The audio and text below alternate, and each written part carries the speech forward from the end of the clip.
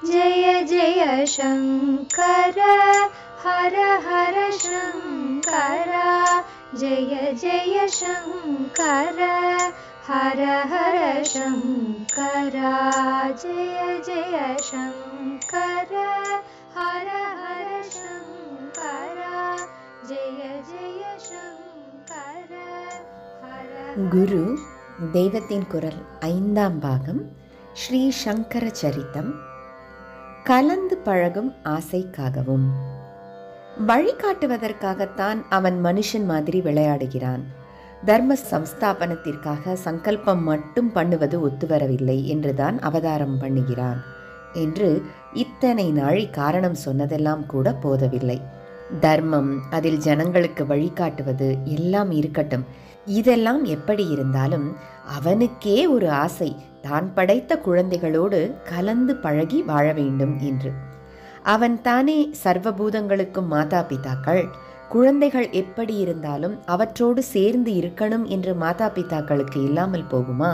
அப்படித்தான் அவனுக்கும் ஆசை. அவன் ஆசைப்பட்டாலும் அவன் அரூபமான பரமாத்மாவாக இருந்தால் நாம் அவனை கிரகிக்க முடியுமா? கிரகிக்க முடியாதவனோடு எப்படி உறவு கொண்டாட? அல்லது திவ்யரூபம் எடுத்துக்கொண்டு சதுர்புஜனாக வந்தாலும் நாம் அவனிடம் போய் கலந்து பழகுவோமா? கன்னத்தில் போட்டுக்கொண்டு வரம் கேட்போம். இன்னும் கொஞ்சம் ஜாஸ்தியாக போனால் தர்ஷன மாத்திரத்திலேயே மூர்ச்சை போட்டு விழுந்து விடுவோம். அதற்காகத்தான் நம் போன்ற மனுஷியனாகவே அவதாரங்களில் வந்து நம்மை இழைந்து பழக வைக்கிறது. ஒரு வேடனா, குரங்கா, இடைச்சியா இவர்கள் கூட நமக்கு இவன் பரம சொந்தம் என்று பாந்தவியம் பாராட்டும்படியாக அவதாரம் செய்வது. தன் ஆசை தீர அவர்களுடைய ஆசை தீரவும் தான் எல்லோரும் சகஜமாக ஒட்டி பழக வேண்டுமானால் அவர்கள் மாதிரியே ஆடினால்தான் முடியும் என்றுதான் பரமாத்மா அவதாரங்களில் ஆசாபாசம், கோபம், அழுகை எல்லாம் காட்டுவது. ஆனால் மொத்தத்தில் கணக்கு பார்த்தால் இதற்கெல்லாம் மிகவும் அதிகமாக உத்தமமான பிரேமை, ஞானம், சீலம், சத்தியம் எல்லாவற்றையும் அவதார புருஷன் நடத்தி காட்டி தர்ம சம்ஸ்தாபனம் பண்ணியிருப்பான். தன்னுடைய ஆசையை அவதாரத்தினால் நிறைவேற்றி கொண்டால் மட்டும் போதாது, ஜனங்களுக்கும் அதனால் நல்லதற்கு வழி ஏற்படும்படி உதவ வேண்டும் என்று நினைத்து இந்த இரண்டையும் சேர்த்து முடிச்சு போடுவதற்கு சந்தர்ப்பத்தை எதிர்பார்த்து கொண்டிருக்கிறான். தர்மம் ரொம்பவும் சீர்கெடுக்கிற போது சந்தர்ப்பம் வந்துவிட்டது என்று அவதாரம் செய்கிறான். இதில் அவன் மானுஷமாக இருப்பதை பார்த்து நமக்கு சந்தேகம் வந்துவிடப் போகிறதே என்றுதான், எத்தனைதான் மனுஷன் மாதிரி நான் இருந்தாலும் மனித உணர்ச்சிகளை காட்டுகிறது போலவும் மனிதர்களுடைய உலக இன்பங்களை அனுபவிக்கிறது போலவும் இருந்தாலும் மனிதர்கள் மாயை வசப்பட்டு இப்படி இருப்பது மாதிரி நான் இல்லை. மாயையை நானாக்கம் வசப்படுத்தி கொண்டு இப்படி செய்கிறேன். பிரகிருத்திம் ஸ்வாம் அதிஷ்டாய அவஷ்டப்ய. பிரகிருதி என்றால் மாயைதான். பரமாத்மாவாக பரபிரம்மமாக நான் உள்ள நிலையில் மாயை என் கிட்டேயே வர முடியாது. ஆனாலும் லீலைக்காக நான் ஈஸ்வரனாக உள்ளபோது மாயையை வைத்து கொண்டுதான் சிருஷ்டி பண்ண முடிகிறது. அதனால் அப்போது மாயையை நான் இழுத்து என்னிடம் வைத்து கொண்டு, அதாவது என் வசப்படுத்தி கொண்டு முன்னே பிரளயத்தில் லயித்து போயிருந்த பூத கிராமத்தை, அதாவது உயிர் குலத்தை மறுபடி பிறவிகள் எடுக்க செய்கிறேன். லோக லீலையில் தர்மம் ரொம்பவும் க்ஷீணித்து போகும்போதும் மாயையை பிடித்திழித்து வசப்படுத்தி கொண்டு என்னிடமே அதற்குரிய முக்குணங்கள் வந்துவிட்டார் போலவும், அதனால் நானும் மானுஷமான ஒரு ஜீவனாகிவிட்டார் போலவும் வேஷம் போட்டுக்கொண்டு அவதாரமாக பிறப்பெடுக்கிறேன் என்று சொன்னார். கொஞ்சத்தை மட்டும் சொல்லி மீதியை நாம் புரிந்து கொள்ளவிட்டு கீதோபதேசம் செய்கிறார். பூத கிராமத்தை பற்றி குறிப்பிடும்போது அவச்சம் பிரகிருதேர் வசாத் என்று, அதாவது மாயையின் வசப்பட்டு சுவாதீனமே இல்லாமல் ஜீவ சமூகம் இருக்கிறதாக சொல்லி அதற்கு கான்ட்ராஸ்டாக தன்னுடைய அவதார ஜன்மாவை குறிப்பிடும்போது பிரகிருத்திம் ஸ்வாம் அதிஷ்டாய, அதாவது மாயையை தாம் வசப்படுத்தி கொண்டு இப்படி செய்வதாக சொன்னதிலேயே இத்தனை விஷயத்தையும் கெட்டித்து அடக்கிவிட்டார். அவதாரம் மானுஷமாக தோன்றுவதால் மாயைக்கு உட்பட்டது என்று நாம் கொஞ்சம் கூட நினைத்துவிடக் கூடாது என்று, அதுதான் எனக்கு வசம், உங்களைப் போல் நான் அதற்கு வசமில்லை என்கிறார்.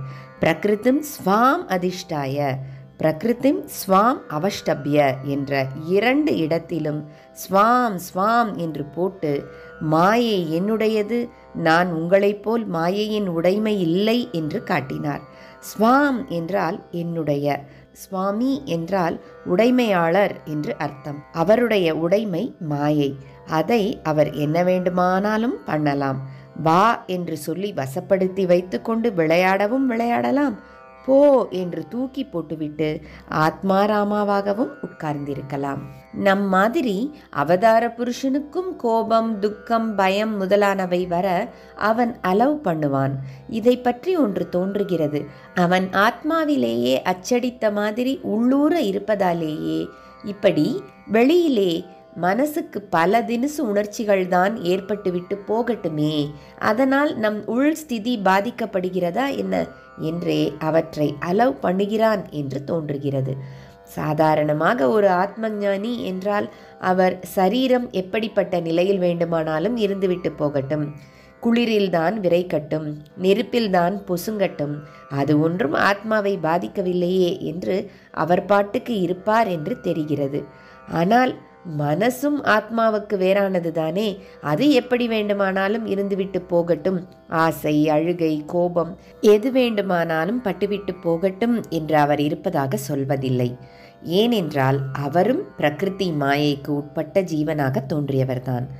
அந்த மாயை கொடுத்திருக்கிற மனஸ்தான் இவரை ஒரு தனி ஜீவனாக ஆக்கி வைத்தது. ஆகையால் அந்த மனசை அடக்கி போட்டுவிட்டே அவர் தனியான ஜீவாத்மாவாக இல்லாமல் பரமாத்ம நிலையை அடைந்து ஞானியாயிருப்பது. அப்படி இருக்கும்போது அவர் எப்படி மனசை மறுபடி கூப்பிட்டு வைத்து கொள்ள முடியும்? மனசுக்கே உரியதான ஆசை, கோபம், அழுகை முதலானதுகளை அலவ் பண்ண முடியும்.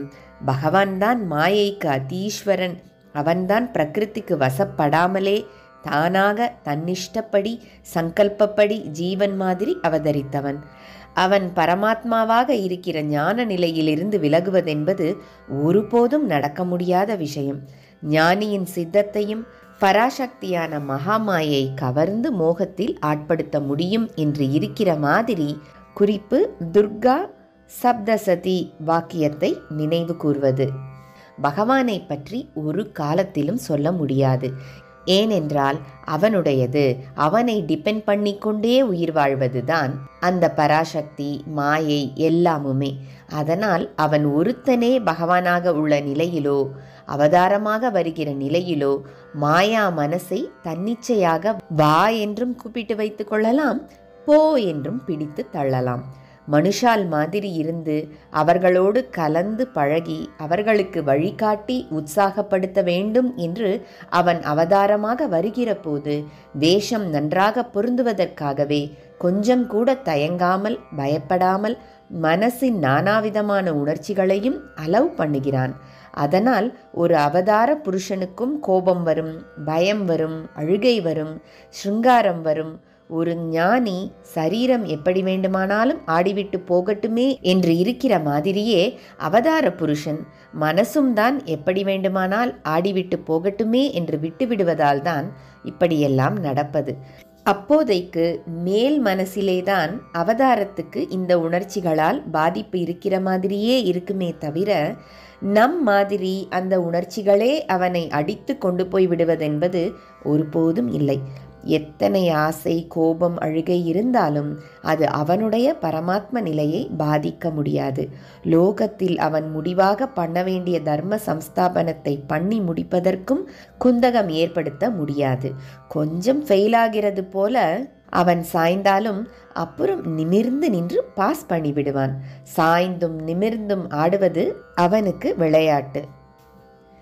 ஜெய ஜெய சங்கர, ஹர ஹர சங்கர. மகாபெரியவா சரணம். ஜெய ஜெய சங்கர, ஹர ஹர சங்கர. ஜெய ஜெய சங்கர, ஹர ஹர சங்கர. ஜெய ஜெய சங்கர.